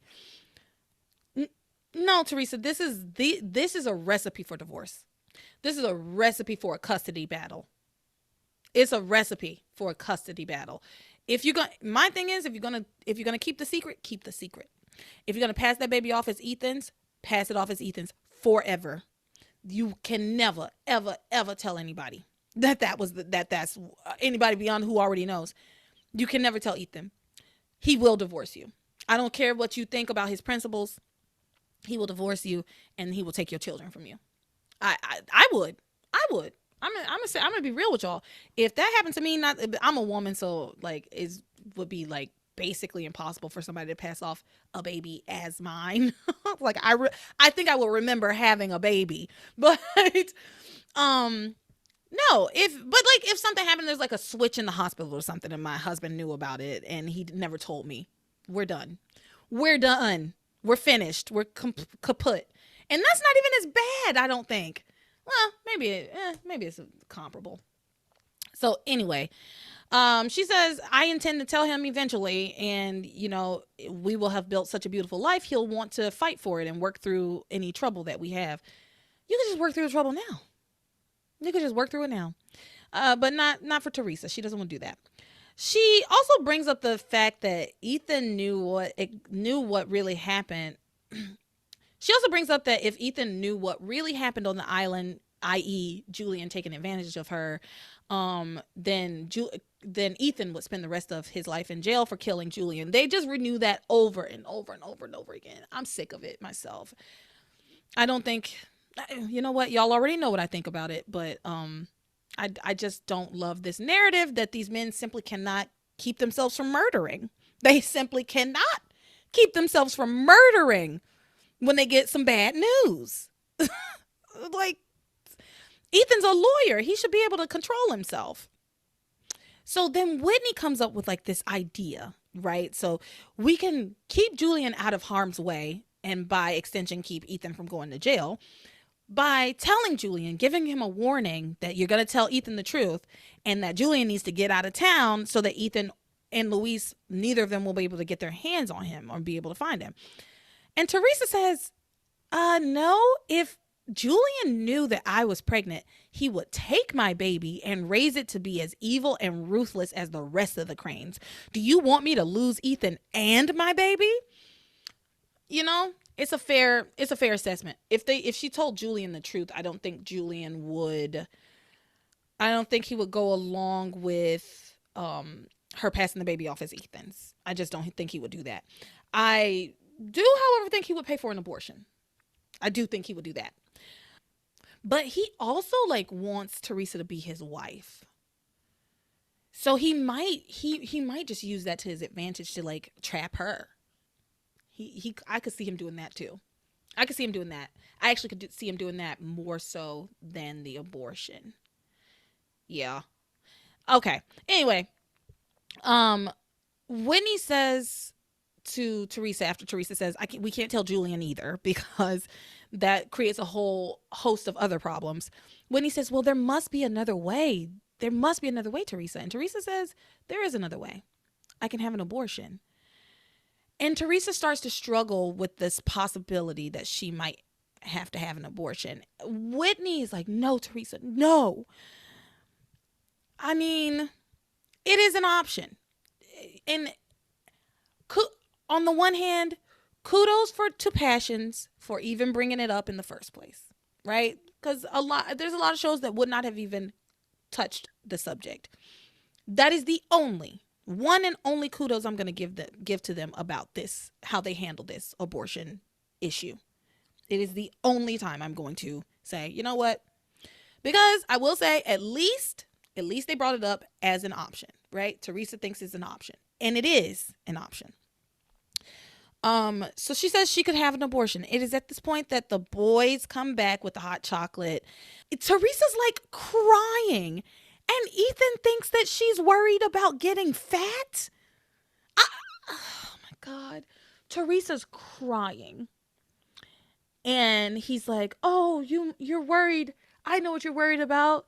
I've seen you looking at yourself in the mirror a lot more lately, and you're worried that you're putting on extra weight and that you're getting fat. But I want you to know that I think you're beautiful and you look fine to me. And then he says, as an early gift, as an early Christmas gift to me, you know what I want? And she says, what? He says, I want you to get rid of anything that is worrying you. If you have any problem, anything, get rid of it. That's the language. Get rid of it. Now, most of us have seen a Lifetime movie, right? Most of us have seen media and consumed media wherein, especially I feel like it was big in like the 90s or early 2000s, for a girl to get pregnant and the guy to say to her, get rid of it. Like I feel like that's just a very weighted statement that like, if you hear it, get rid of it. At least for me, maybe I grew up watching too much Lifetime. But if I hear somebody say, get rid of it, you know what that is, right? Like that's speak for get an abortion, take care of it, get rid of it. Of course, I do not like that terminology. I think it's disgusting. I want to be clear. I want to be clear in case I haven't been clear enough. I find nothing funny about this. I might laugh, make little jokes here and there. I find nothing funny about this. I do not believe that any woman has an abortion lightheartedly. I don't, and I'm like getting like misty thinking about it. I don't believe that any woman gets an abortion without thinking about it, thinking it through. I think it's a last resort for the vast majority of women who have abortions. It is a last resort. Nobody just gets up on a Tuesday and is like, you know what? Actually, today I think, you know what, I'm gonna terminate this pregnancy. It just doesn't work that way. It's not a flippant thing. So I don't like the phrase get rid of it because, while I do not believe necessarily that life begins at conception, a pregnancy is still, there's so many thoughts and hopes and dreams that come along with a pregnancy. There's so many emotions that come along with it. There's so much, and you as the like, you're the vessel, right? Like, you're carrying a life. And the minute you find out you're pregnant, I imagine you start to think about, what does my life look like with this baby? What's this baby going to look like? You start to imagine all of these things around the baby. And so I don't think anybody has an abortion without thinking it through at all. I don't. So everybody has the right to choose and make their own choices about their own bodies. So with that said, moving on, Ethan tells her, get rid of it. Not about the baby, because he does not know that she's pregnant, but he says, if you have any problem, anything that's causing you to be upset, anything that's bothering you, get rid of it. And we all know that for Teresa, the problem she's having is that she is pregnant. So she looks at him and says, thank you. You've helped me understand what I have to do. Again, she's crying. He just thinks she's fat. I mean, I love this show. I hate this show. Okay. So anyway, they all end up going to the book cafe and after ice skating, and Whitney sees a girl that they know from high school. She says, oh my goodness, Teresa, look, it's Lynn. Lynn, we learn, has been away in Boston at college. They're talking to her about how's college life, how's it been? Like, we haven't seen you in a long time. And Lynn says, well, things aren't great. I just found out that I'm pregnant. So then they ask her, well, when did you, and this is what, this show. Then they say, whoa, wait a minute. When did you and Gavin get married? We didn't even know y'all got married. How are you pregnant? I didn't even know y'all got married. And she tells them, well, we never got married. Like, obviously she didn't get married. Like, why would you even ask her that question? You can look at her hand first. I just think it's just so rude. Somebody says to you, oh yeah, I'm pregnant. And your first question is, oh, when did you get married? If they had gotten married and then gotten pregnant, they would have given you the news in that order, I think. But anyway, they ask when they got married. She says, well, we never got married. And that we had unprotected sex one time, and one time is all it took for me to get pregnant. Now, I am going to make a little bit of light of this, because we got to have a little levity here. I remember abstinence-only sex education. I'm sure many of you remember. And that was one of the biggest lines, one of the main talking points that they would use is it only takes one time, which is true. It only takes one time. I will say that shit did scare me. It scared me straight, y'all. I was not about to have sex at all. It's like, no, count me out. I do not want to get pregnant. And that was one of the things that really scared me straight, was hearing it only takes one time. And like, we're going into like the PSA, teenage pregnancy PSA, portion of the Passions episodes. And I remember on TV, this was a big thing on a lot of like teen shows, teen soap operas. It was a girl gets pregnant and she only did it one time. She only had sex one time. Sometimes, oh my God, I've seen some where she had sex unprotected one time. She got full-blown AIDS. I've seen that, right? Like that's how they used to scare us away from like sex and intimacy. And it worked for me. I know it didn't work for everybody, but it definitely worked for me. But it also causes people to repress certain parts of themselves and to have an unhealthy relationship to sex. I think sex, abstinence only sex education is horrible, and it does nothing but increase birth rates. It does teen pregnancy rates. It does nothing but increase teen STD and STI rates, because they don't know anything. They're getting no answers, and the only answer they're getting is don't have sex, but they want to have sex. You know what I mean? And sometimes the flesh overpowers, right? The flesh overcomes, and you succumb to what the hormones are telling you to do. And like pressures, especially as a teenager, I think I can't speak for everybody. I know that in my upbringing and in my school and stuff, I went to an arts high school, which y'all probably have heard me say a few times at this point. But I went to a performing arts high school. There were no boys. Like I didn't have the opportunity to have teen sex, because the boys that were there, most of them were gay, and the ones who were straight, they were like fucking around too much, right? Like you don't want to get caught up with a boy who's also like sleeping with every girl he can possibly find. So the pickings were extremely slim, extremely slim. So I didn't really have the opportunity, but plenty of people did. Plenty of kids, plenty of teenagers have ample opportunity.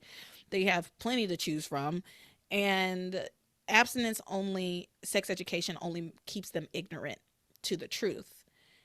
If you give kids the actual information and educate them correctly, I think they'll understand the consequences, the severity a little bit more, a little bit better. But if you don't give them all the information and they're only working with part of the information, then and then they have all these ideas about like, oh, you can't get pregnant if you put Vaseline on your vagina. You can't get pregnant, you won't get an STD from oral sex. You can't get, they think these things. It's not sex if you do it orally. It's not sex if you do it anally. You can't get an STD. Like those are the things that children believe as they grow up because they got abstinence only sex education. I'm going to get off my soapbox and move on. So they go to the book cafe. They meet up with Lynn. Lynn is pregnant. Ask about Gavin. Turns out that she and Gavin had unprotected sex one time. She got pregnant. Gavin wanted her to get an abortion, but she said that she refused. She didn't want to get an abortion. She couldn't imagine getting an abortion. That's her right. And then based on the look on Teresa's face when Lynn says the word abortion, Lynn says to Teresa, have you had an abortion? What kind of question is this? Who wrote this? Teresa, have you had an abortion? And then Ethan walks into the conversation and he says, what's this I hear about an abortion? Y'all, this was, it was all so heavy-handed. It was all so hard to watch. So then Lynn explains her situation to these complete strangers because she knows Teresa and Whitney. She doesn't know Chad or Ethan. She explains her situation to these strange men. And Ethan says, I can't believe he asked you to do that. I would never do that, something like that to Teresa. I would take responsibility for the baby no matter what. And he says, good luck, and I think you're doing the right thing. Then Lynn, again, Ethan and Chad kind of separate from the girls. Lynn then tells the girls that she hasn't seen or heard from Gavin since she decided not to go through with the abortion, that he just left and now her life is ruined. And she says, that one time ruined my life. That's another one I heard a lot growing up.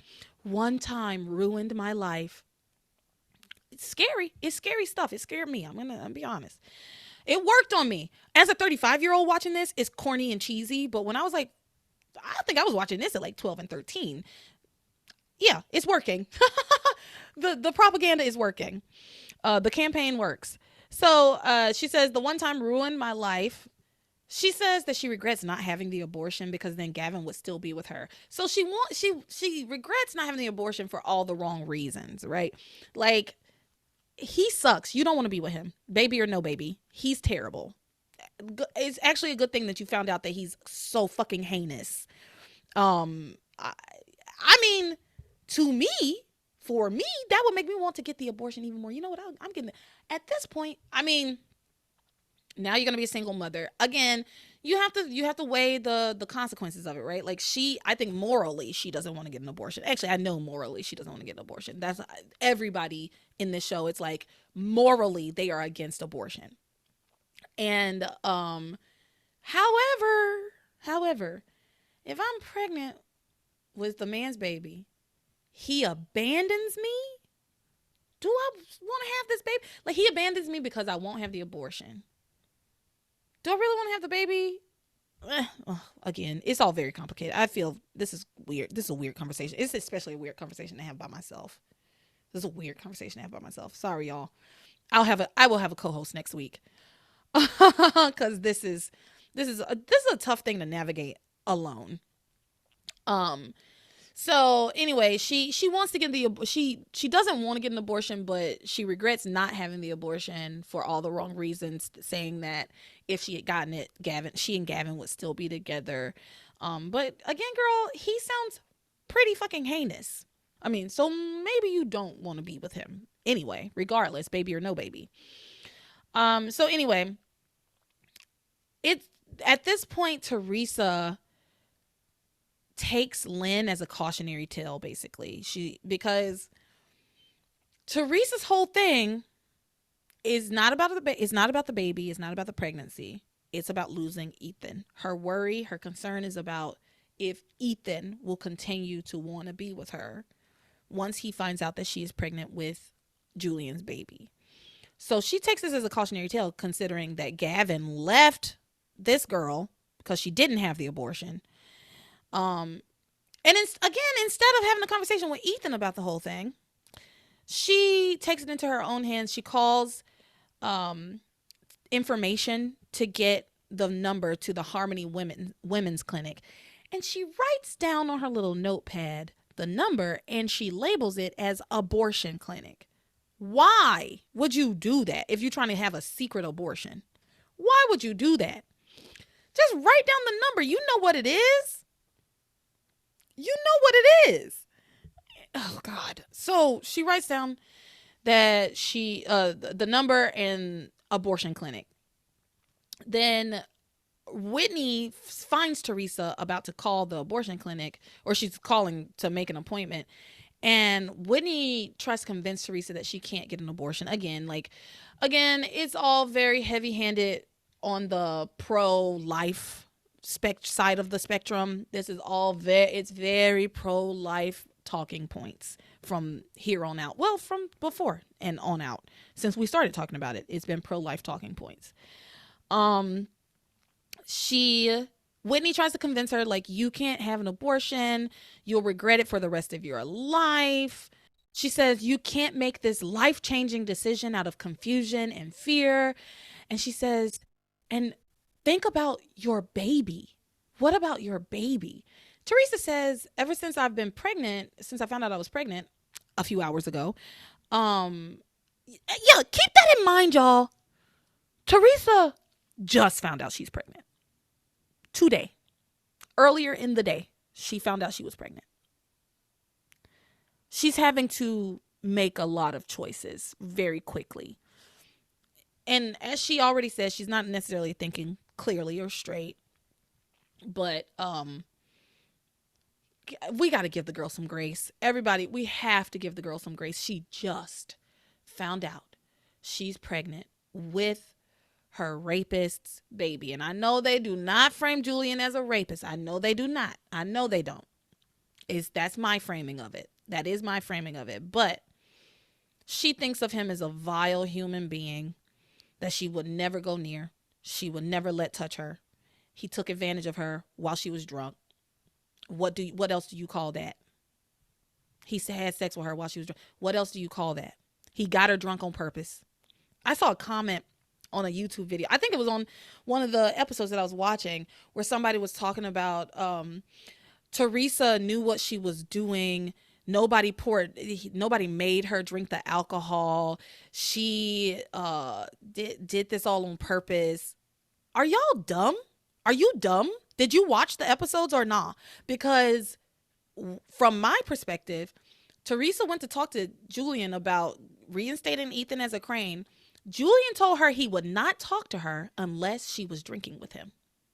He would not have a conversation with her unless she kept drinking alcohol, unless she kept drinking the champagne with him. That's all I need to know. He coerced her into that situation. And then once she got extremely drunk, he took her to his room. I just don't know what y'all call that. I don't know. He still had his wits about him by the time before they went up to the room. If y'all remember, he got her to go to his room once she was already drunk. Then they got to the room. He kept giving her more alcohol. And then he got drunk. Because that's the part that that's the way they try to absolve Julian of the rape allegation, is that he was also drunk. But he knew from the moment Teresa sat down what he was going to try to do with her. He knew exactly what he wanted to do to her. I will accept no other opinions to the contrary. I won't. I refuse. You're wrong. And y'all know, typically I'm not going to fight with y'all about this shit, but you're wrong. And I did comment back to that person, like, you are so incredibly wrong. And Teresa did not do this on purpose. Why would she get pregnant by Julian on purpose, you idiot? Anyway, so yeah, y'all, we gotta give Teresa some grace. She is pregnant with her rapist baby. And she just found out a few hours ago. She just found out. So anyway, Whitney is trying to convince Teresa that she can't get an abortion. And Teresa says, since my pregnancy isn't very far along, I hadn't been thinking of this pregnancy. I hadn't been thinking of the baby as a baby. It was just like this problem, right? And Whitney says, well, and she's crying. Whitney's crying at this point, which irritated me to no fucking end because, again, your best friend is pregnant with her rapist baby and you're crying? What are you crying about, Whitney? Shut the fuck up. What are you crying about, bitch? She's crying. She's like, well, Teresa, your baby, that's what it's going to grow up to be. That's what it will be eventually, a baby. Why are you crying? Why are you crying? Teresa's the one in the situation. You're so upset about the idea, the prospect that she might have an abortion to save herself. This person in front of you that you know and love. You're more concerned about the zygote, the embryo. I'm sorry, y'all. I know. Again, I told y'all turn it off. I told you to turn it off. I told y'all to turn it off because you knew where I was going with this. Whitney is more concerned about this non-baby, because it is not a baby yet. It is barely a fetus at this point. Like Teresa and Julian, I don't know how long the timeline is, but Teresa is not very far along in her pregnancy. It's still early enough for her to get an abortion. And she's not even showing, like, even a little bit.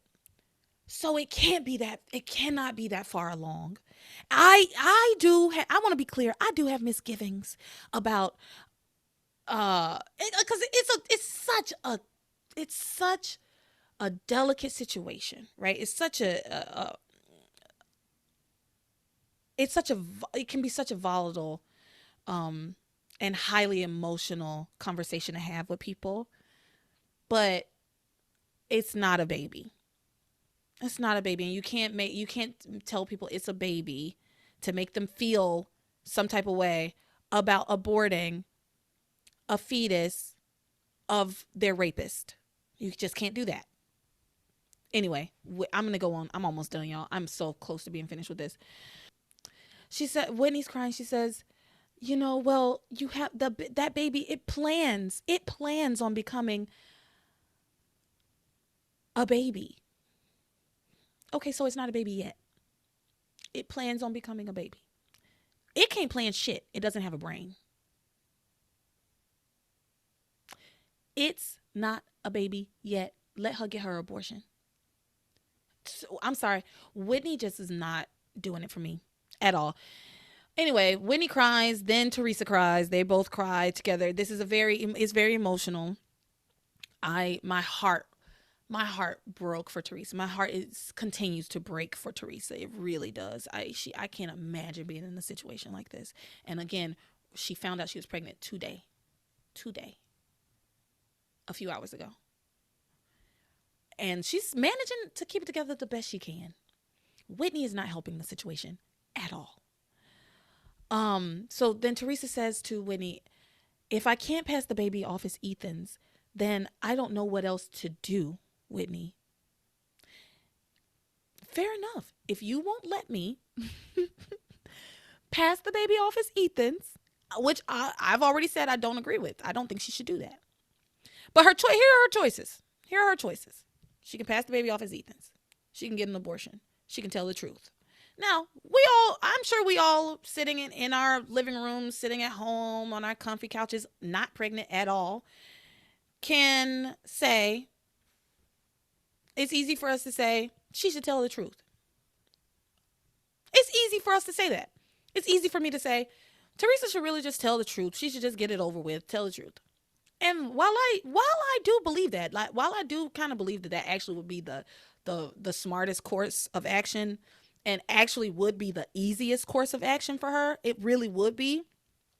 It would also still be it would still be extremely hard. It still would be extremely hard. I cannot imagine telling the man that I love, who I have fought for, clawed for, that I'm pregnant with his used to be daddy's baby. I just, after having been taken advantage of, I just don't think, I don't know. Yes, in the long run, is it what makes the most sense? Does it turn out to be the easiest thing? Yes. But in the short term, if you're thinking in the short term, that's got to be so tough. I don't know. I don't know if I would be able to do it. I don't know. No, I do know. I would get the abortion. I do know, actually. I would probably get the abortion. That's likely. That would likely be my decision.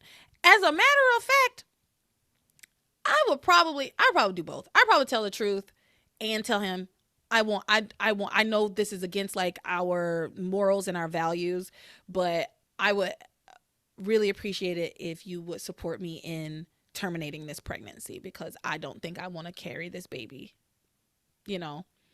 And I do think Ethan would probably, I don't know. They do a lot in these episodes of just Ethan by himself, or not by himself, but talking to Chad and saying like, you know, I'm so glad Teresa and I are on the same page. She would never get an abortion, no matter what happened. Even if we were having a kid and we weren't ready for it, we would just have the baby.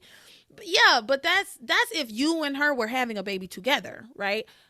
I do wonder what his opinion on it would be if he found out that it was Julian's baby after Julian had taken advantage of Teresa. I do wonder what his opinion would be on that. But Teresa doesn't give him the chance. I will say, she doesn't include him in this conversation, in the situation, which I don't really have a major opinion on, because on the one hand, personally, I believe that you don't owe anybody an explanation when it has to do with your body and the choices you make for your own body. But on the other hand, they're going to get married. She is pregnant. She is keeping big secrets from him. And if you're going to marry somebody, and he has made it clear that he doesn't want any secrets between them, and she is saying that, no, there are no secrets anymore. I don't know. Maybe, and he's made it so clear that honesty and truth and they can always be open and honest with each other, and there's nothing she can say to him that would make him not want to be with her. He said that in these episodes. So, or maybe it was last week, but so on that tip, I do feel like maybe she should take some time. I do think she should take some time. I don't think that she should make this decision today. I want to be clear about that. She just found out she's pregnant. I don't think she should make the decision today. I don't think she should say, you know what, yes, I'm going to get an abortion. No, I'm not going to get an abortion. Now I'm going to pass this baby off as Ethan's. I think she should at least give it a few days, right? Talk to her mom. Talk to Father Lonigan, even though I know he would not be very helpful. Talk to Eve. I think she should talk to Eve. I think Eve would have some, even though y'all know I think Eve is such a villain, I do think that Eve would have a little bit more insight into this whole thing than anybody else in town.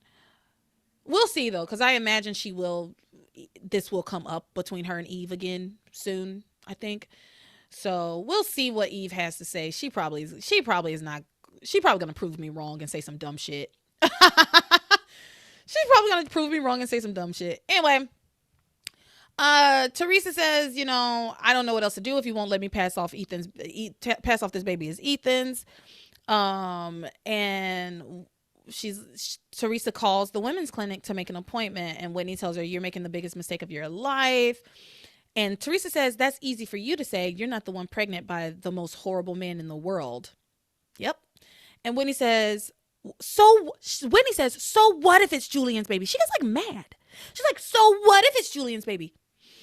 I wanted to strangle her at that moment. I wanted to strangle her. What do you mean, so what if it's Julian's baby? It matters, dummy. It fucking matters. You fucking bitch. It fucking matters. So anyway, she says, what if it's Julian's baby? She says, if you terminate this pregnancy, that's it. It's forever. It's a permanent decision. Teresa's like, yeah, that's kind of the point, Whitney. Yeah, Whitney, that's kind of the point. But then Teresa hangs up the phone and tries to get Whitney to leave her alone. And she gets Whitney to leave. She hangs up the phone to kind of placate Whitney, to make Whitney believe that she's not going to go through with making the appointment. And also at the same time, Lynn is like going through it and sitting with the boys. So Whitney really wants to go and check on Lynn. So Teresa creates a situation wherein Whitney will leave her alone. Teresa then calls the clinic back, makes an appointment for an abortion. Ethan walks over, hears her making the appointment for the abortion, asks her, what's going on here, Teresa? Why are you making an abortion appointment, basically? But before Teresa can say anything to him, he answers his own question. He says, Lynn would never forgive herself if she went through with this. I know you're just trying to help her, but she should decide this on her own. This is a choice she should make on her own, which I agree with that last part. This is definitely something a choice that she should make on her own. God, why can't I speak? This is definitely a choice she should make by herself, right? So we then get like a flash between a conversation between Ethan and Teresa, where they talk about how they're on the same page about having a baby and how they would never go through with getting an abortion, even if they weren't ready for having children yet. And Ethan says, I know you would never do something like that. You would never forgive yourself if, yeah. Okay. Sorry. So Ethan says to Teresa at some point, So Ethan says to Teresa, like back in the book cafe, after their little flashback of them being on the same page and having the same morals and values about abortion, he looks at Teresa and he says, I know you would never do something like that. You would never forgive yourself if you help somebody else do it either. He says, I don't want you to do something that you don't think is right. You'll be haunted by it for the rest of your life. Anyway, Ethan talks about how this would never happen to them. Even if Teresa got pregnant before they were ready, they would stay together no matter what, and how he can't wait for them to have babies together. And then they get food. They're sitting and they sit around for food. When their food gets delivered, Teresa looks at her food and she gets a little sick to her. She's like, ugh, she gets a little sick to her stomach. And Lynn looks at Teresa and says, I know that look. I've seen it in the mirror. You have morning sickness. It doesn't have to come in the morning. Sometimes it comes in the evening. Teresa is pregnant. She just blows it out of the water right there. Teresa is pregnant in front of everybody. And then she badgers Teresa. She says, isn't it true, Teresa? You're pregnant. Tell Ethan. Tell him you're pregnant. Aren't you pregnant, Teresa? And that's like where we ended this week with them. This Lynn girl, I don't care for. I hope we don't see too much more of her. I hope next week we get rid of her because I'm over her. But anyway, that's it, y'all. I'm sorry that these last couple of weeks have been a little probably not the best episodes. I'm trying. I hope y'all enjoyed it as much as you possibly could. But like I said, we'll be back to our regular format next week. So please tune back in. I have a new guest host coming in, and we should have a good time. So with that, remember you can catch me on social media. Check the link in the description, and sign up for the Patreon if you want to come and join us for watch parties. We're having a lot of fun. And that's it for the week. Thank you for sticking with me. If you stuck it out this long, I know it was a little bit of a drudge. I know it was. I could feel it. But we're done now. So with that, you are my passion for life.